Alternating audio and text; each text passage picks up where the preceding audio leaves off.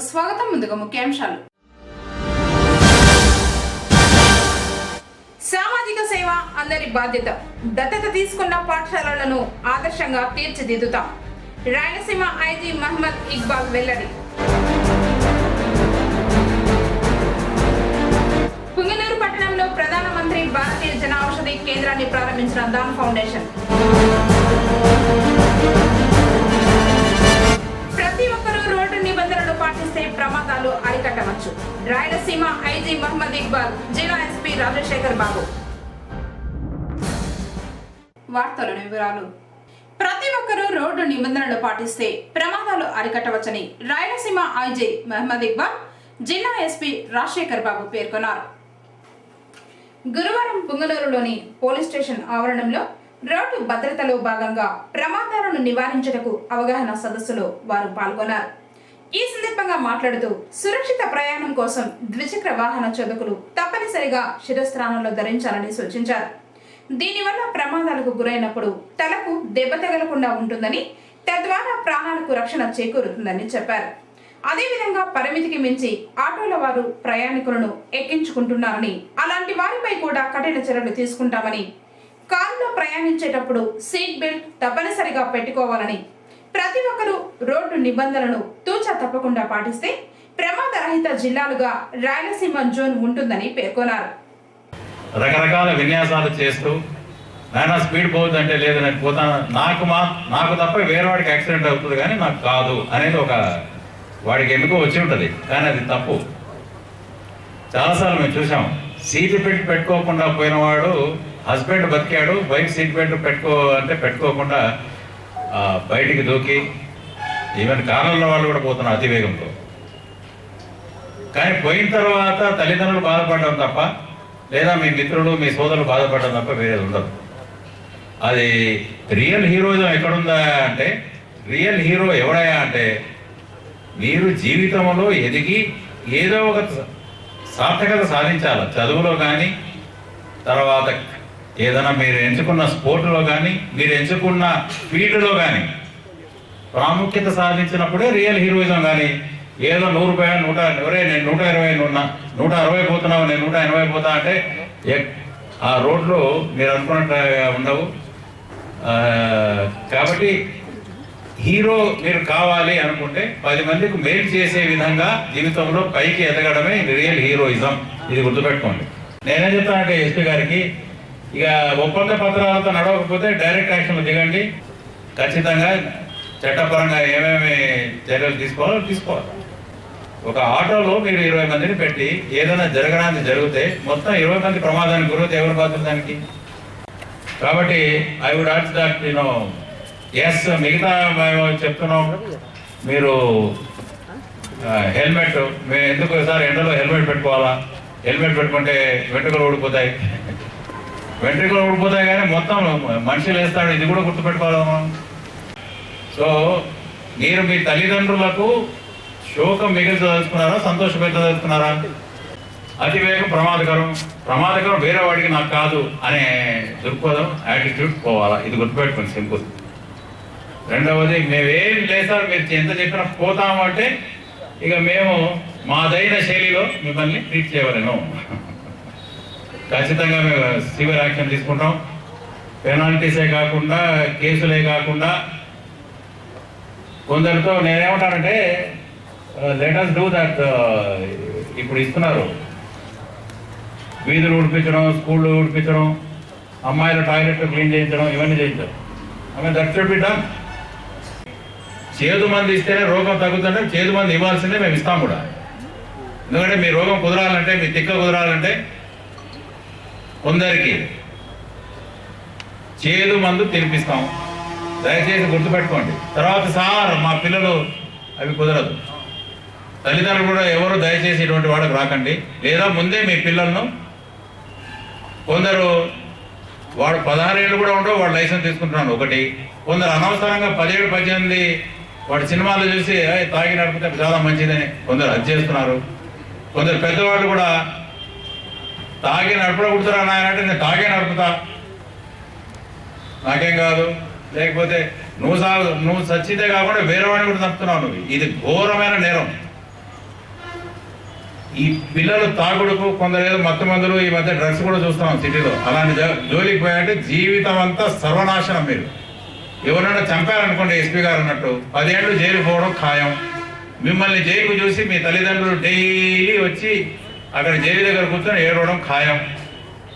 దాన్ని వదిలేయడం మంచిది. లేకపోతే will take care of you. మీరందరూ బాగా చదువుకోవాలా, మా పిల్లలు బంగారు భవిష్యత్తు ఉండాలా. మేము పొద్దున మొదలు పెడితే రాత్రి వరకు ఇదే చెప్తున్నాము. కానీ మాకు బంగారు భవిష్యత్తు వద్దు, మేము స్పీడ్ పోతాం, హెల్మెట్ పెట్టుకోం, బెల్ట్ పెట్టుకోం, మేము పోయి గుద్ది చేస్తామంటే ఇది మేము ఒప్పుకోం. లేదు లేదు, మా పిల్లలు బాగుండాలన్నది మా అభిమతం. ఇలా ఉంటారు కదా. 50 మంది ఉత్సవాలు పడినటువంటి ప్రమాదాల్లో దాదాపు 2500 మంది చట్టగాటులు అయ్యారు. ఇది చూస్తే మనం ఎటుపోతున్నామా అని చెప్పేసి అనిపిస్తూ ఉంది. ముఖ్యంగా మోటార్ సైకిల్ వాహనదారులు చనిపోయిన వాళ్ళలో 650 మందిలో 400 మంది మోటార్ సైకిల్ వాహనదారులు చనిపోతే అందులో 70% మందికి లైసెన్స్ లేవన్న విషయాన్ని మీకు ఒకసారి గుర్తు చేయాలని చెప్పేసి నేను ఇక్కడ రావడం జరిగింది. ఐజీ గారు కూడా, ఎందుకంటే ఈ రోడ్డు భద్రత అనే దాని మీద ఈ ప్రభుత్వం ఎంత ఫోకస్ ఇస్తూ ఉంది. ఐజీ స్థాయి అధికారి వచ్చి కాసేపు ఒక 4 విషయాలు చెప్తే కనీసం మన వేగాలను తగ్గించుకునేసి ప్రాణాలు కాపాడుకుంటామన్న ఉద్దేశంతో ఈ యొక్క కార్యక్రమాన్ని ఏర్పాటు చేయడం జరిగింది. వాస్తవానికి పోలీస్ శాఖ, అదేవిధంగా రవాణా శాఖ, జిల్లా యంత్రాంగం అంతా కదిలి రోడ్డు భద్రత మీద చాలా ముందుకు పోతున్నాం. బ్రసీలియా కన్వెన్షన్ ప్రకారం రోడ్డు ప్రమాదాలను 30% తగ్గించాలి అని భారతదేశం కూడా సంతకం చేసి వచ్చింది, సిగ్నేటరీ టు ద కన్వెన్షన్. అయినా కూడా సంవత్సరానికి ఈ మృత్యువాత పడిన వాళ్ళ సంఖ్య పెరుగుతుందే కానీ తగ్గట్లేదు. అంటే ఇది అనాగరికంగా మనం ముందుకు పోతున్నామేమో. నాగరిక దేశంలో కనిపిస్తున్న ట్రెండ్స్ కాదు, డెవలప్ కంట్రీస్లో కనిపిస్తున్న ట్రెండ్ కాదు. వాస్తవానికి ఒక చేదునిజం మీకు అందరికి చెప్పాలి. సరే, మేము ఎన్ఫోర్స్మెంట్ అంటే రోడ్డు మీద నిలబడి హెల్మెట్ లేని వాళ్ళకి, లేదంటే లైసెన్స్ లేని వాళ్ళకి చలానాలు వేస్తా పోతామంటే ప్రజల్లో పోలీసు పట్ల ఒక విముఖత ఏర్పడుతున్న ఒకే ఒక ఉద్దేశంతో సరే ముందు చూస్తాం. ప్రజలు ఏమైనా చైతన్యవంతులు చేస్తే కొంతమేరకైనా వీళ్ళ మార్పు వస్తుందేమో అని చెప్పేసి కలిసి గత 15 రోజులుగా జిల్లాలో అన్ని పోలీస్ స్టేషన్స్ పరిధిలో ఉన్న మోటార్ సైకిల్స్ అందరూ కూడా విలేజ్ పోలీస్ ఆఫీసర్స్ ద్వారా, అదేవిధంగా కమ్యూనిటీ పోలీస్ ఆఫీసర్స్ ద్వారా అవగాహన సదస్సులు ఏర్పాటు చేసి ముఖ్యంగా ఒక చిన్న ఓట్ ఫామ్ని మీ ఎలాగో సంతకాలు తీసుకున్నాం. చిన్న ప్రమాణ పత్రం, నేను హెల్మెట్ లేకుండా డ్రైవింగ్ చేయను, నేను సీట్ బెల్ట్ వాడతాను, నేను అతివేగంగా వాహనాన్ని నడపను. చిన్న ఇష్యూస్ అనమాట. ఒక 5-6 చిన్న ప్రమాణాలు రాసి కింద సంతకం పెట్టి సంతకాలు తీసుకున్నాం. 1,06,000 మందితో మోటార్ సైకిల్స్ సంతకాలు తీసుకున్నాం. బుక్స్ కొట్టించి పెట్టి పోలీస్ స్టేషన్లో కూడా. పట్టణంలోని ప్రముఖులు నాగరాజు యాదవ్, ఖలీల్ అహ్మద్, మధుసూదన్ రాయల్, బాలసుబ్రహ్మణ్యం, చలపతి, భానుప్రకాష్, మధుసూదన్ గుప్తా, కేశవమూర్తి, యూసుఫ్, సుధాకర్ రెడ్డి, నరసింహులు మరియు లయన్స్ క్లబ్ అధ్యక్షులు lion doctor P Shiva, KCTV అధినేత లైన్ ఎన్ ముత్యాలు, ఆయన కుమారుడు Rohit, municipal vice chairman Amarendra, commissioner Lokeshwar వర్మలు ఐజీని, ఎస్పీని సన్మానించారు.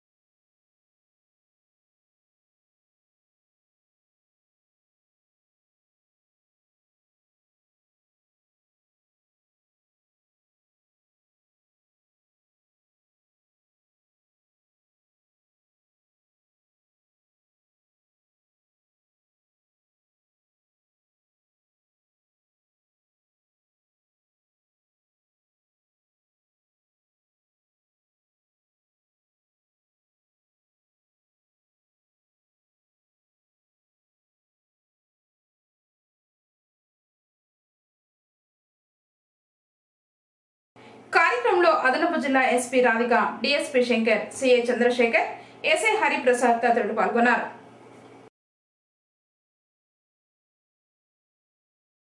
పుంగనూరు మండలం దాన్ ఫౌండేషన్ ఆధ్వర్యంలో పట్టణంలో చౌడేపల్లి రోడ్డు కొత్తపేటలో మొదటిసారిగా ప్రధానమంత్రి భారతీయ జన ఔషధి కేంద్రాన్ని ప్రారంభించడం జరిగింది.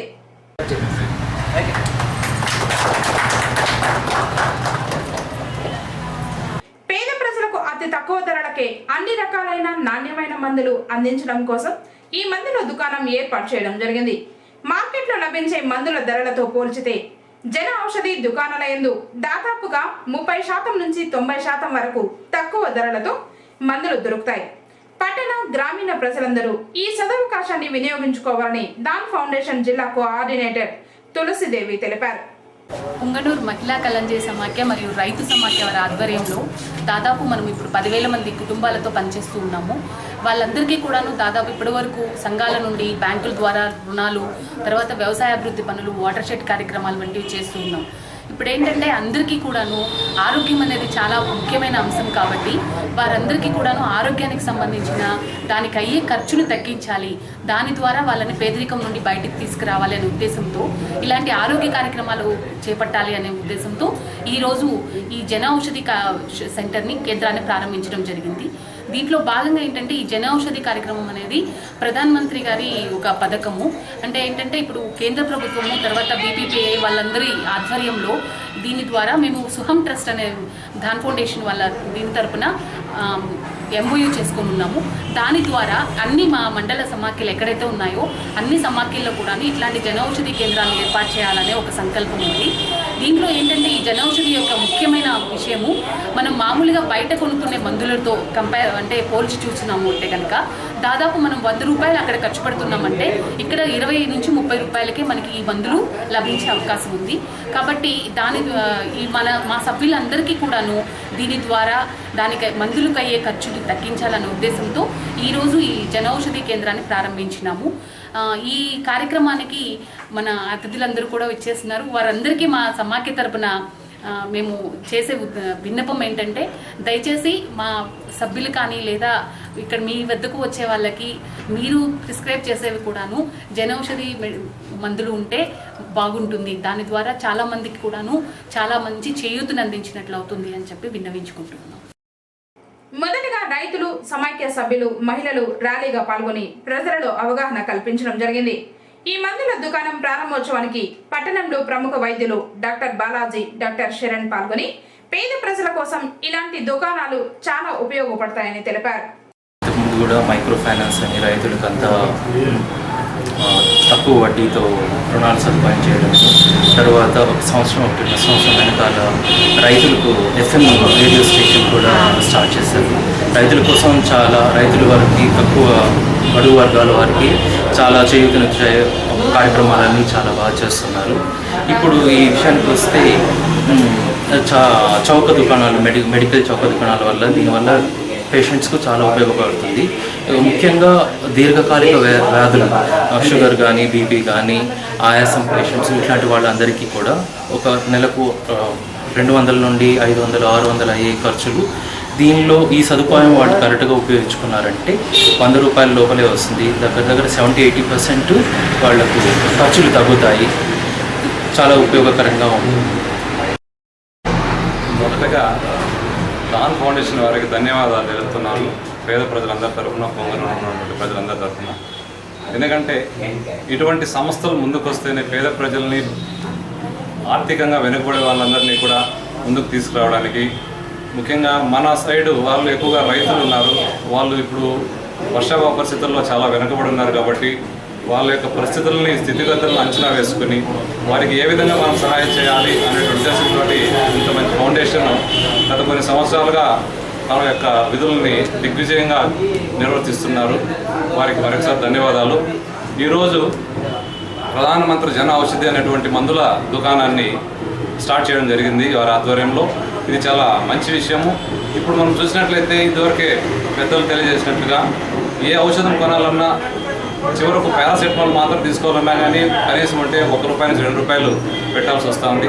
అట్లాంటిది జనరిక్ ఔషధాలు ఈరోజు ఇక్కడ అతి తక్కువ ధరలకే వాళ్ళు ఉన్న ప్రజల్లో ఉన్నటువంటి అనారోగ్యాలకు సంబంధించినటువంటి వాటికి సంబంధించినటువంటి మందులన్నీ కూడా అతి తక్కువ ధరకు ఈరోజు ఇక్కడ విక్రయిస్తున్నారు. ఈ యొక్క అవకాశాన్ని ప్రజలందరూ కూడా గుర్తించి అందరూ కూడా ఇక్కడికి వచ్చి మీరు అనుకోవచ్చు తక్కువ ధరలో అనేసి దీంట్లో క్వాలిటీ ఉండదు అనుకుంటారు. కేవలం దీంట్లో పేరు మాత్రం ఉండదు, ఔషధం మాత్రం 100% వర్క్ చేస్తుంది. కాబట్టి మీరు దీన్ని గుర్తుపెట్టుకొని మీ యొక్క డబ్బుల్ని ఆదా చేసుకొని మంచి ఆరోగ్యాన్ని పెంపొందించుకోవాలనేసి కార్యక్రమంలో సుహాన్ ట్రస్ట్ CEO రాజపాండ్యన్, దాన్ ఫౌండేషన్ సిబ్బంది, రైతులు, మహిళలు పాల్గొన్నారు.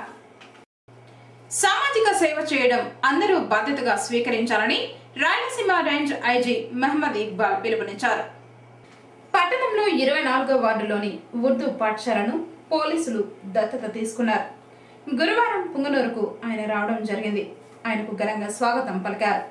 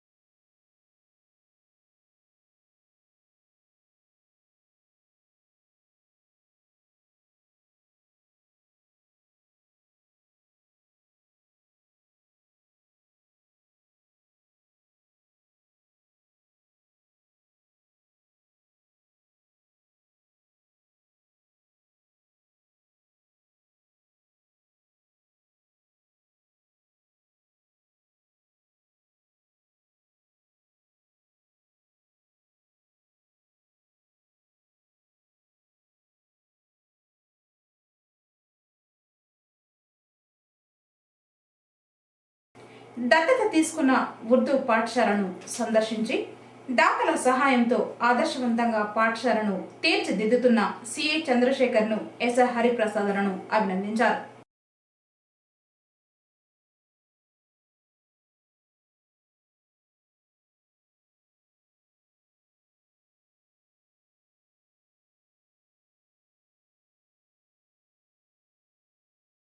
పాఠశాల ఆవరణంలో IG మహమ్మద్ ఇక్బాల్, జిల్లా SP రాజశేఖర్ బాబు, జిల్లా అదనపు SP Radhika, DSP Shankar, commissioner Lokeshwar వర్మలు మొక్కల్ని నాటారు.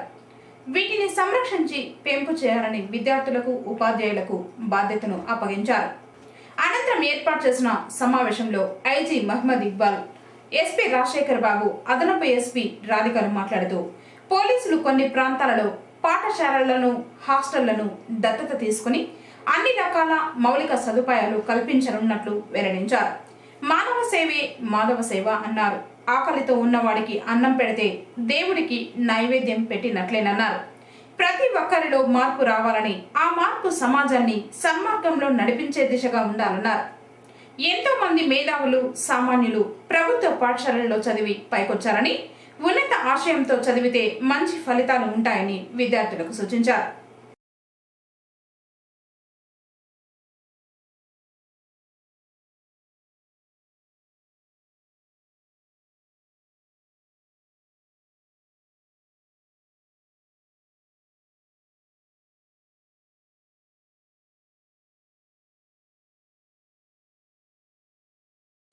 అసలే రాష్ట్రం విడిపోయింది. మనం అత్యంత కొన్ని విపరీత పరిస్థితుల్లో మనం ఉన్నాం. ఇప్పుడు మెదక్ ఎస్పీగా ఉన్నప్పుడు కూడా అక్కడ అన్ని పాఠశాలల మీద సుమారు 20-25 మంది 3-4 నెలల్లో మేము మొత్తం జిల్లాలో ఉన్న గవర్నమెంట్ స్కూల్స్, గవర్నమెంట్ స్కూల్స్, పాఠశాలలు, హాస్టళ్ళు మెదక్లో 2008-9లో మేము ఇంప్రూవ్ చేయడం జరిగింది. అదే కంటిన్యూస్గా నేను ఇప్పుడు నాకు భగవంతుడు ఒక అవకాశం ఇచ్చాడు. ముఖ్యమంత్రి గారు కూడా చెప్తుంటారు, అయ్యా బడి రుణం తీర్చుకోండి, కానీ ఎలా తీర్చుకోవాలో చాలా జనాలకు తెలియట్లేదు. దీనికి మేము అనుకున్నాం, మాకంటే బెటర్ అనుసంధానకర్తలు కలిపేవాళ్ళు ఎవరున్నారబ్బా? ఎవరు లేరు. చాలామంది నేను చూస్తున్నది ఏంటంటే ప్రతి జిల్లా తిరుగుతున్నాం, చాలా మారుమూల గ్రామాలు తిరుగుతున్నాం. స్కూల్ అంటే ఇక్కడ ఉన్న ఈ హెడ్ మిస్సెస్ గారు అంతే, పిల్లలు, DEO, మాకు సంబంధం లేదు అనే ధోరణి అసలు చెప్పినప్పుడు హౌస్ హంపి కర్ణాటక. ఇప్పుడు ఈరోజు మా చంద్రశేఖర్ చొరవ తీసుకొని ఒక పిల్లలకు ఒక RO ప్లాంట్ ఏర్పాటు చేయడం జరిగింది. అది ఇచ్చారు, మన మున్సిపల్ డిపార్ట్మెంట్ వాళ్ళు ఇచ్చారు, ఇంకా కొందరు దాతలు ఇచ్చారు. ఇది యాక్చువల్గా ఎన్నో రోజుల ముందు చేసి ఉండవచ్చు. पानी की सहूलत नहीं है, बाथरूम का कभी कभी प्रॉब्लम्स है, बाथरूम को औरत बच्चियों के लिए कनेक्टिविटी नहीं है. ఇటువంటి సమస్యల వల్ల పిల్లలు వెనక్కి తగ్గుతున్నారు. డిజిటల్ క్లాస్ రూమ్స్, కంప్యూటర్స్, మేము పోయిన చోటల్లా ఈ 65 స్కూళ్ళలో ముందు ఫస్ట్ ఫేజ్లో, తర్వాత విడతల వారీగా అన్ని స్కూళ్ళు టేకప్ చేయబోతున్నాం ప్రతి జిల్లాలో. ఇప్పుడు నేను జిల్లా పరిషత్ స్కూల్లో చదువుకొని రాయలసీమ ప్రాంతంలో పిల్లలు వెనుకబడి ఉన్నారు, చేయాలనే తపన మాకుంది. అదే తపన ఆ స్కూల్లో చదువుకున్న వాళ్ళు అట్లీస్ట్ వెనక్కి వచ్చి చేయాలా అనేది ఉండాలి. అప్పుడే ప్రభుత్వమే అన్నీ చేయాలంటే కష్టం. ఈ పిల్లలు చూసినప్పుడు నాకు కూడా 2 మనవరాళ్ళు ఉన్నారు. నా మనవరాళ్ళు నేను అందరూ చూసుకుంటున్నాను. ఒకవేళ నా మనవరాలు ఇలా ఉంటే ఈ స్కూల్లో చదివితే నేను ఎలాగ ఉండేవాడిని. మా పిల్లలు ఇక్కడ ఈ స్థితిగతుల్లో ఈ బట్టలు ఇలా ఉంటాయి, బట్టలు ఇంకా కొంచెం ఇంప్రూవ్ చేసి ఉండవచ్చు, చెప్పులు ఇంకా ఇంప్రూవ్ చేసి ఉండవచ్చు, ఇంకా వీళ్ళకు మెరుగైన ఆరోగ్యం, హీమోగ్లోబిన్ లెవెల్స్ మన పిల్లలకు తక్కువ ఉన్నాయి, ఇచ్చి ఉండవచ్చు అనేదే మరి నేను ఆలోచిస్తున్నాను. మీరందరూ అది ఆలోచించాలని నేను కోరుకుంటున్నాను. మీకు చెప్పేది ఇన్వెస్ట్ ఇన్ చిల్డ్రన్. వీళ్ళ మీద మీరు ఇన్వెస్ట్మెంట్ పెట్టండి. వీళ్ళు విద్యావంతులై వీళ్ళ హెల్త్ బాగుండాలి. ఒకటి విద్య, 2 వాళ్ళ ఆరోగ్యం. ముఖ్యంగా ఆడపిల్లల్లో హీమోగ్లోబిన్ లెవెల్స్ తక్కువ ఉన్నాయి. నేను 3 పూట్లా తింటున్నాను. ముస్లిం సోదరులు ఎక్కువ మంది ఉన్నారు. ప్రవక్త వారు ఏమన్నారా అంటే, నాయన 1/3 మాత్రమే తినవలెను, ఇది గాలి ఉండవలెను, ఇది ఎంటీగా ఉండవలెను. నీకు ఫుల్ మీల్స్ చేసి పొట్ట పెంచే అర్హత నీకు లేదు. तो आप अगर आप ईद कर रहे हैं, आपका पड़ोस हिंदू मुसलमान गरीब कोई भी हो, अगर वो भूखा है तो आपको हक नहीं है ईद मनाने का, और उसको उसकी ज़रूरत को पूरा करना है आपको, क्या नहीं సేవా. ठीक है, హిందూ మతంలో అంటున్నారు, by if you do to the man you are doing to the almighty. మానవుడిని సేవ, మానవుడు పూజ చేయడం లేదు అతను. By you serve, you love him, you are loving and serving the almighty అంటారు. క్రిస్టియన్ మతంలో చెప్పాను, నీ వలే నీ పొరుగు వారిని ప్రేమిపని క్రిస్టియానిటీలో. అంటే నిన్ను నువ్వు ఎట్లా ప్రేమించుకుంటావో ఆ బిడ్డను, ఈమె నా పొరుగున ఉంది, ఆమె ఎవరైనా సరే నీ పొరుగు వారిని అన్నారు కానీ క్రిస్టియన్ అనలేదు వాళ్ళు కూడా. మక్కాలో భగవంతుడు ఉన్నాడే, ఖురాన్లో ఏమని ఉందంటే నీ హృదయ ధమని కంటే దగ్గరగా భగవంతుడు ఉన్నాడు. మసీదుల్లో మక్కాలోనే భగవంతుడు ఉంటాడు. జనాలు ఏమంటే మక్కాలో ఏదో చాలా పవిత్రమైన స్థలం ఎందుకు పెట్టారంటే అక్కడ ఉన్నారు పవిత్రమైన స్థలం, కానీ దేవుడు అక్కడ ఉంటాడనేది కాదు. ఆ స్పిరిట్ నీకు మక్కాకు పోయి వచ్చిన తర్వాత ఇంకా విర్రవీగి my Haji oh my tofu అనుకుంటే అంతకంటే పొరపాటు. వచ్చిన తర్వాత ఏమనుకోవాలా, ఈ ధనము, ఈ పదవి, ఈ డబ్బు అంతా కూడా భగవంతుడు ఇచ్చింది, ఆ భగవంతుడిగా చెందుతుంది అనే స్పిరిట్ అనే ఇది మీరు రావాలా. ఇటువంటి పిల్లలకు మనం చేయాలి. మనం ఏమంటే చిన్న చిన్న మౌలిక విషయాలకు పోకుండా బేసిక్ మే నహీ జాకర్కే ఎఖ్తలాఫాత్ ఎక్కడున్నాయా, అందరూ ఒకటే అంటున్నారు. ఇప్పుడు మతాల మధ్య ఒకటి, మతం లోపల బ్రాహ్మణులు, వైష్ణవులు, శైవులు ఎలా ఉన్నారో ఇక్కడ కూడా ఇలాగా కొన్ని ఉన్నాయి. వాళ్ళు ఏమిటి, వాళ్ళు ఏదో చదువుతున్నారు ఆహు అంతే తప్ప ఫాతిహా చేస్తున్నాడు, నాన్ ఫాతిహా ఇవన్నీ కాదు. దిల్ ఇక్కడ పొంగనూరుకి ఒక విచిత్రమైన పరిస్థితి. వాస్తవానికి ఇక్కడ ఉన్న ఇష్యూస్ ఏంటనేది వాళ్ళ నుంచి వాటిని డిస్కస్ చేస్తున్నా నేను.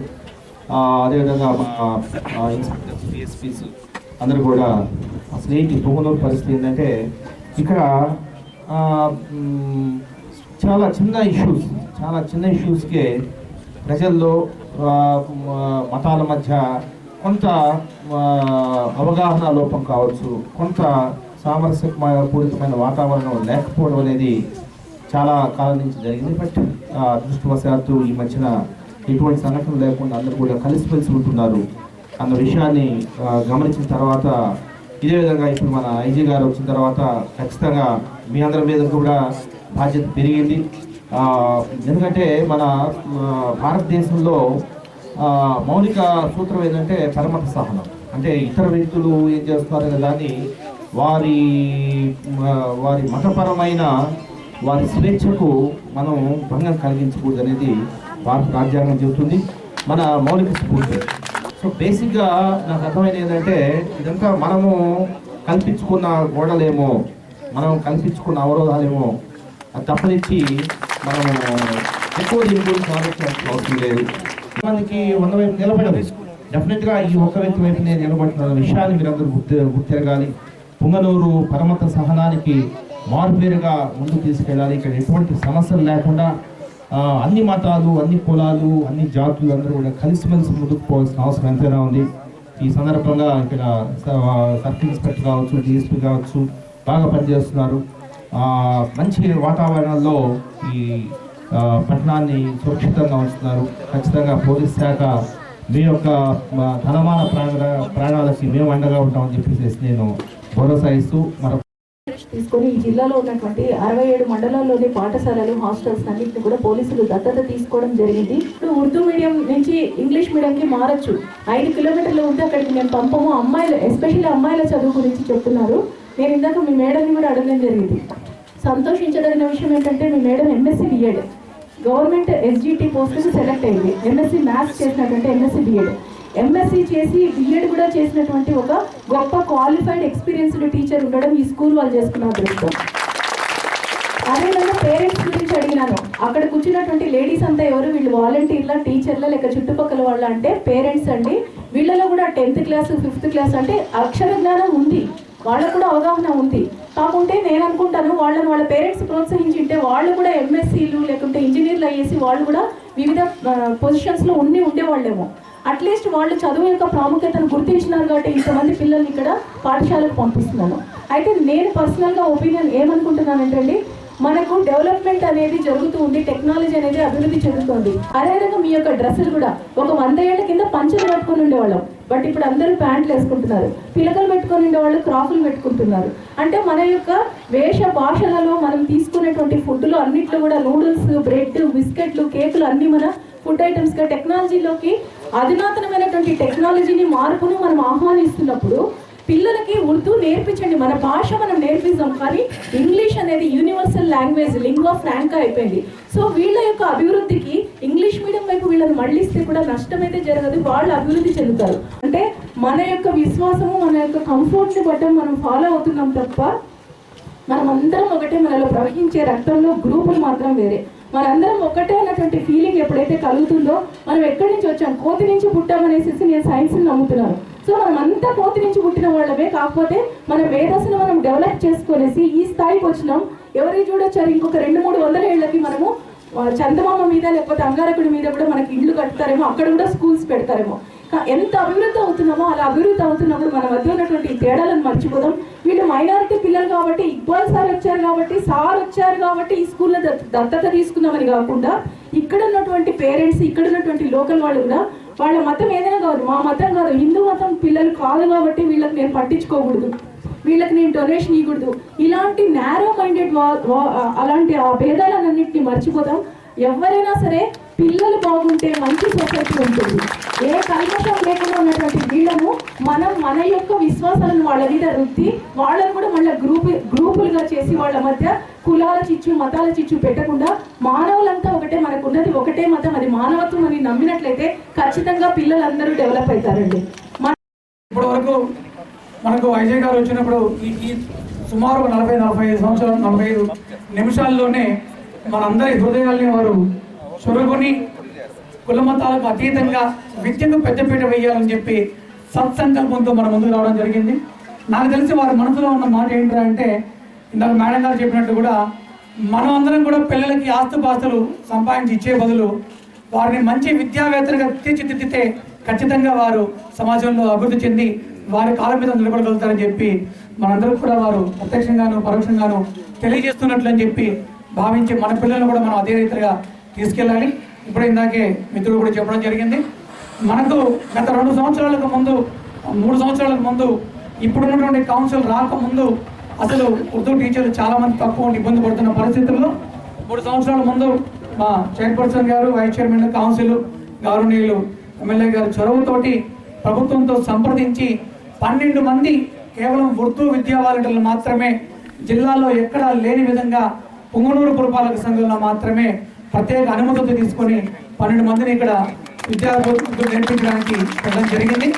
రాబోయే రోజుల్లో డిస్ట్రిక్ట్ సెలక్షన్ కమిటీకి కూడా ఖచ్చితంగా ఇప్పటికే రాసి ఉన్నాం లేక మనం డిఎస్సి ద్వారా సెలెక్ట్ చేసి మాకు టీచర్లు ఇవ్వండి అని చెప్పి ఇందాక మేడం గారు చెప్పినట్లు కూడా ప్రైవేటు పాఠశాలల కన్నా ప్రభుత్వ పాఠశాలలు చాలా మేటుగా ధీటుగా ఉండే విధంగా తీర్చిదిద్దడానికి మనం గౌరవ మంత్రి గారు నారాయణ గారి చొరవతోటి ఈ సంవత్సరం నుంచి అన్ని పాఠశాలల్లో కూడా ఇంగ్లీష్ మీడియంనే ప్రవేశపెట్టడం జరిగింది.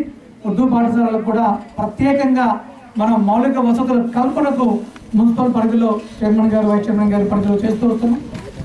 ఐటీ గారి ఆదేశం తెలియజేసిన వెంటనే మన ఇక్కడ సిఐ గారు చంద్రశేఖర్ గారు ఎస్ఐ గారు హరిప్రసాద్ గారు చెప్పిన వెంటనే వార్డు కౌన్సిలర్ గారి సూచనల మేరకు మా చైర్మన్ గారు 50,000 రూపాయలు ఈ పాఠశాలలో మౌలిక వసతులకు వెంటనే మంజూరు చేసి ఇచ్చినందుకు కౌన్సిలర్ కూడా ధన్యవాదాలు తెలియజేస్తూ నిజంగా విద్య గురించి ఎంత శ్రద్ధ చూపుతున్నటువంటి పోలీస్ శాఖలో ఉన్న పెద్దలందరికీ ప్రతి ఒక్కరికి పేరు పేరున ధన్యవాదాలు కృతజ్ఞతలు తెలియజేసుకుంటూ మనం కూడా ఖచ్చితంగా ప్రతి ఒక్క విద్యార్థులను పట్టణంలో ఉన్న వాళ్ళందరూ కూడా చదువు మీద ధ్యాసతోటి చదువు మీద దృష్టి మరల్చి మంచి నాణ్యమైన విలువలతో కూడిన విద్యను అందించేదానికి చేయవలసినటువంటి ప్రయత్నాలు కృషి చెబుతామని చెప్పి పేద విద్యార్థులకు బక్రీద్ తోఫాను అందజేశారు మరియు వ్రాత పుస్తకాలు విద్యా సామాగ్రిని అందించారు.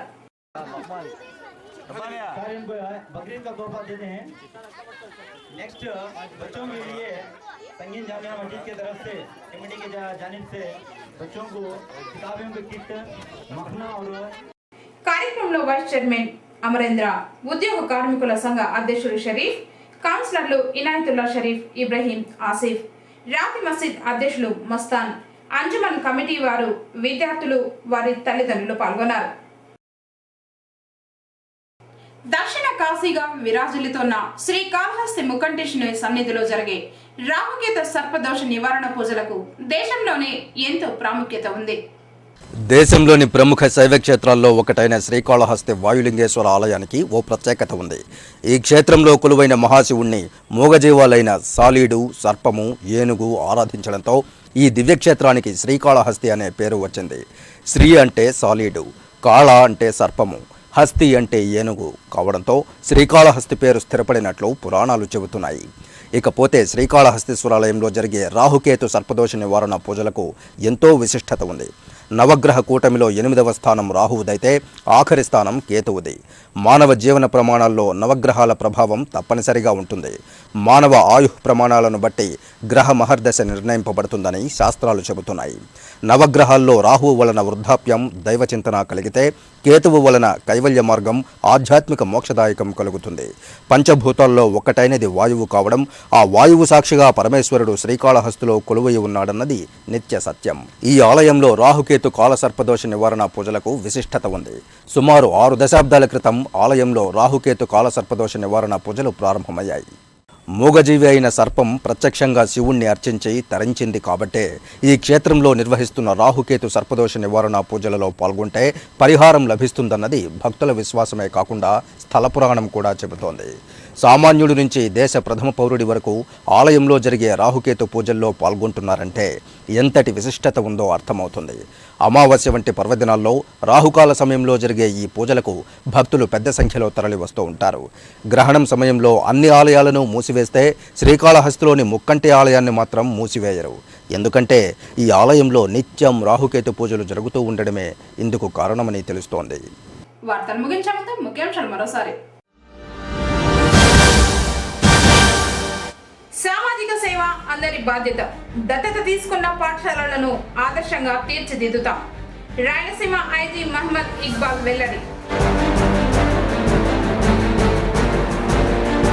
పుంగనూరు పట్టణంలో ప్రధానమంత్రి భారతీయ జన ఔషధి కేంద్రాన్ని ప్రారంభించిన దాన్ ఫౌండేషన్. ప్రతి ఒక్కరూ రోడ్డు నిబంధనలు పాటిస్తే ప్రమాదాలు అరికట్టవచ్చు. రాయలసీమ ఐజీ మహమ్మద్ ఇక్బాల్, జిల్లా ఎస్పీ రాజశేఖర్ బాబు. తిరిగి కేసీటీవీ వార్తలతో మళ్ళీ కలుసుకుందాం. అందరికోసం నమస్కారం.